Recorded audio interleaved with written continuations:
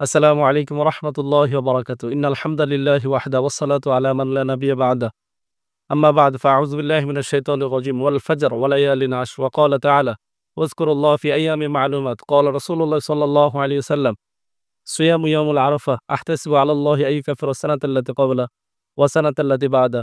ওয়া ক্বালা ইবনু আব্বাস রাদিয়াল্লাহু তাআলা আন ওয়াজকুরুল্লাহ ফি আইয়ামিন মা'লুমাত আয়াতুল আশর। আলহামদুলিল্লাহ, আল্লাহ পাক রব্বুল আলামিনের দরবারে লাখো কোটি শুকর ও সুজুদ যে আল্লাহ পাক রব্বুল আলামিন বিগত একটি বছর পর আমাদের সকলের সামনে আশারায়ে জিলহজের মধ্যে আল্লাহ তাআলা আমাদের সকলকে উপনীত করেছেন। সে আল্লাহ পাক রব্বুল ইজ্জতের দরবারে লক্ষ কোটি শুকরিয়া আদায় করছি আলহামদুলিল্লাহ। লক্ষ কোটি দুরূদ ও সুজুদ বর্ষিত হোক সাইয়্যিদুস সাকলাইন ইমামুল মুরসালিন খাতামুন নবীন রাসূলে কিবরিয়া জনাবে মুহাম্মদ রাসূলুল্লাহ সাল্লাল্লাহু আলাইহি ওয়াসাল্লামের উপর। সম্মানিত প্রিয় হাজিরিন, জিলহজ মাসের আজকের ২ তারিখ চলতেছে, প্রথম জুমা শেষ হয়ে গিয়েছে আলহামদুলিল্লাহ। এই ১০ দিনের কথা আল্লাহ পাক রব্বুল আলামিন সূরা ফাজরের ২ নম্বর আয়াতে বলেছেন যে ওয়াল ফাজর ওয়া লায়ালিন আশর। ১ নম্বর আয়াতের অর্থ হচ্ছে আল্লাহ রব্বুল আলামিন বলেন ফজরের ভোরবেলার কসম। ২ নম্বর ওয়া লায়ালিন আশর, ১০ রাত্রির কসম।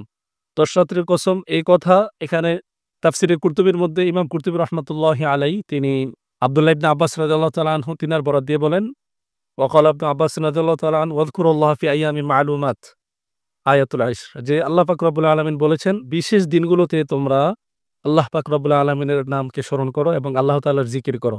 আর আব্বাস রাদিয়াল্লাহু তাআলা আনহু তিনি বলেন যে রাসূল সাল্লাল্লাহু আলাইহি সাল্লাম বলেছেন এই আশারায়ে জিলহজের ১০ দিন হচ্ছে সেই ১০ রাত্রির কসম যে আল্লাহ তাআলা সূরা ফাজরের ২য় নম্বর আয়াতে কেটেছেন।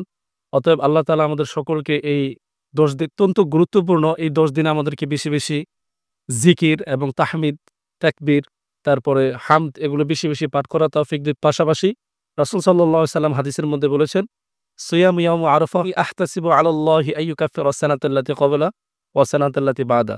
রাসূল সাল্লাল্লাহু আলাইহি ওয়াসাল্লাম বলেছেন যে অর্থাৎ আরাফার দিন জিলহজ মাসের ৯ তারিখে যে একটি রোজা রয়েছে, নফল রোজা, যে ব্যক্তি রোজাটি রাখবে রাসূল সাল্লাল্লাহু আলাইহি সাল্লাম বলেন যে আমি আল্লাহর দরবারে আশা রাখি যে আল্লাহ পাক রব্বুল আলামিন একটি রোজার রাখার বদৌলতে তার সামনের পিছনের ২ বছরের যাবতীয় গুনাহ আল্লাহ তাআলা মাফ করে দিবে। সুবহানাল্লাহ। অতএব সম্মানিত ভাই বোনেরা, দেশ ও দেশের বাহির থেকে দূরে কাছে যে যেখান থেকে দেখতেছেন সকলকে এই ১০টি দিন বেশি বেশি ইবাদত করার জন্য অনুরোধ করব। অতএব আল্লাহ তাআলা আমাদের সকলকে এই ১০ দিন বেশি করে তাহমিদ, সানা, হামদ এগুলো পাশাপাশি নফল রোজা এগুলো রাখার তৌফিক দিক। আর কুরবানির আমল তো আছেই। আল্লাহ বলেছেন লা ইয়ানালুল্লাহু লুহুমুহা ওয়ালা দিমাউহা ওয়ালাকিন ইয়ানালুহু তাকওয়া মিনকুম। আল্লাহ পাক রব্বুল আলামিন বলেছেন তোমরা যারা কুরবানি করো তোমাদের পশুর রক্ত, মাংস, গোশত, চামড়া, হাড্ডি এগুলো কিছুই আমি আল্লাহর দরবারে পৌঁছায় না। শুধুমাত্র পৌঁছায় তোমাদের তাকওয়া এবং তোমাদের অন্তরের যে নিয়তটা আছে সেটাই পৌঁছায়।